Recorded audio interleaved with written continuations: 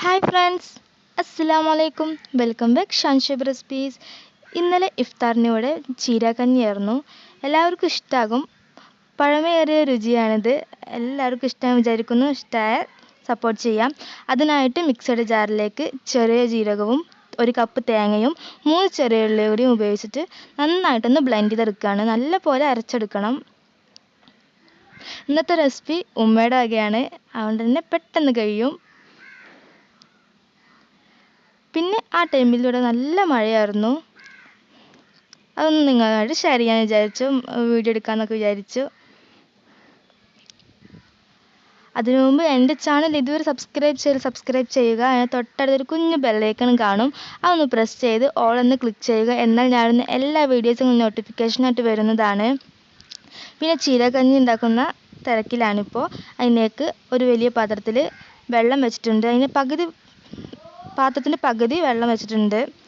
അത് നന്നായി അടച്ചു നന്നായിട്ടൊന്ന് തിളപ്പിച്ചെടുക്കാം. നല്ല പോലെ തീ കത്തണം. പിന്നെ അടുപ്പിലാണ് ചെയ്യുന്നത്. പിന്നെ ആ സമയത്ത് അമ്മായി ഇവിടെ അത്താഴത്തിനുള്ള കറിക്കുള്ള മുരിങ്ങയില ഊരുകയാണ്. പിന്നെ ചീരകഞ്ഞിക്ക് ഉപയോഗിക്കുന്നത് കുത്തരിയാണ്. അത് നല്ല ടേസ്റ്റിയാണ് അരി. അല്ലെങ്കിൽ നിങ്ങൾ ഉപയോഗിക്കുന്ന അരി ഉപയോഗിച്ചാൽ മതി. ഞങ്ങളുടെ കുത്തരിയാണ് ഉപയോഗിക്കുന്നത്. നല്ലപോലെ കഴുകി വൃത്തിയാക്കി വെച്ചിട്ടുണ്ട്. ഇത് ബറാത്തിന് കിട്ടിയതാണ്. പിന്നെ മഴ പെയ്യുമ്പോൾ ഞാനിവിടെ തോണി ഉണ്ടാക്കി കളിച്ചിരിക്കുകയാണ്. അത് ചെറുതായിട്ട് ഷെയർ ചെയ്യാൻ വിചാരിച്ചു. എല്ലാവർക്കും ഇഷ്ടമാകും ഇങ്ങനെ മഴയത്ത് ഇങ്ങനെ തോണിയൊക്കെ വിട്ട് കളിക്കുമ്പോൾ. പക്ഷെ അത് അവിടെ ബ്ലോക്കായിപ്പോയി. പിന്നെ അമ്മായിയുടെ കുട്ടി അത് എടുത്തിട്ട് ആകെ കൊളാക്കി. പിന്നെ അവൻ അതുകൊണ്ട് കളിക്കുമായിരുന്നു. ചീരകഞ്ഞിക്കുള്ള വെള്ളം ഇവിടെ തിളച്ചിട്ടുണ്ട്. കഴുകി വെച്ച അരി ഇതിലേക്ക് ഇട്ട് കൊടുക്കാം.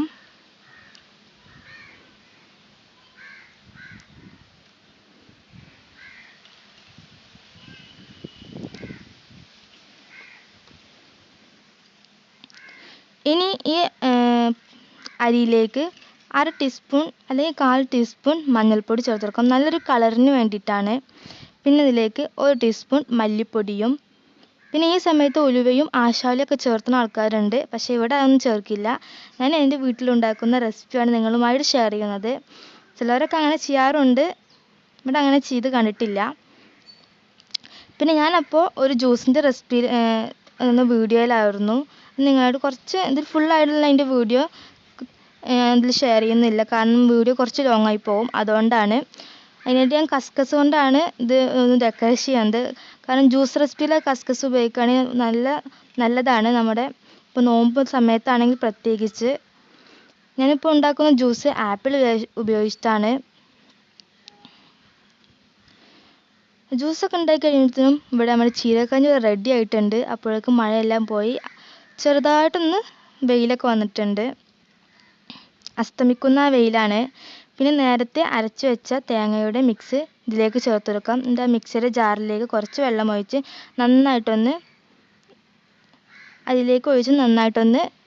ഇളക്കി കൊടുക്കാം.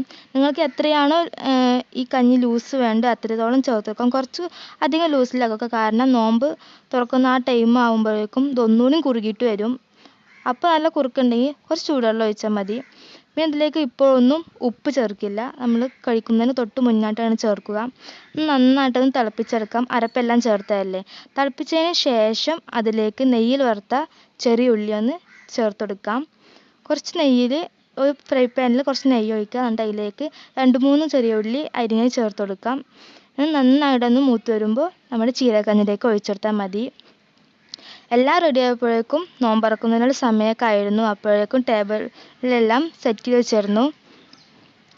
കുറച്ച് സമൂസയും പിന്നെ കുറച്ച് ഫ്രൂട്ട്സുമാണ് നമ്മുടെ ഇന്നത്തെ നോമ്പ് തുറക്കാനുള്ള സ്പെഷ്യലായിട്ടുള്ളത്. പിന്നെ നമ്മുടെ ആപ്പിൾ ജ്യൂസും. പിന്നെ മെയിനായിട്ടുള്ളത് ചീരകഞ്ഞിയാണ്. ചീരകഞ്ഞിക്ക് ഇവിടെ പപ്പടമാണ് ഇപ്പോൾ ഇന്ന് ഉണ്ടായിരിക്കുന്നത്. അതിപ്പോൾ എന്തായാലും കുഴപ്പമില്ല, സൈഡായിട്ട്. ഇനിയിപ്പോൾ അത് ഇല്ലെങ്കിലും കുഴപ്പമില്ല. പിന്നെ ശരിക്കും അതിന് ചെറുപയർ ഉപ്പേരിയൊക്കെ ഉണ്ടെങ്കിൽ സൂപ്പർ ടേസ്റ്റ് ആയിരിക്കും. അല്ലെങ്കിൽ മസാല ആയിട്ടുള്ളത് അങ്ങനെ എന്തെങ്കിലും ഉണ്ടെങ്കിൽ അതിലും ടേസ്റ്റ് തന്നെ ആയിരിക്കും. അത് പെട്ടെന്നായതുകൊണ്ട് കുറച്ച് ടൈം എടുത്തു, അതുകൊണ്ടൊന്നും റെഡിയാക്കാൻ പറ്റിയില്ല. എല്ലാവർക്കും ഈ വീഡിയോ ഇഷ്ടമാണെന്ന് വിചാരിക്കുന്നു. ഇഷ്ടമായാൽ ലൈക്ക് ചെയ്യുക, ഫ്രണ്ട്സിനൊക്കെ ഷെയർ ചെയ്യുക, കമൻറ്റ് ചെയ്യുക.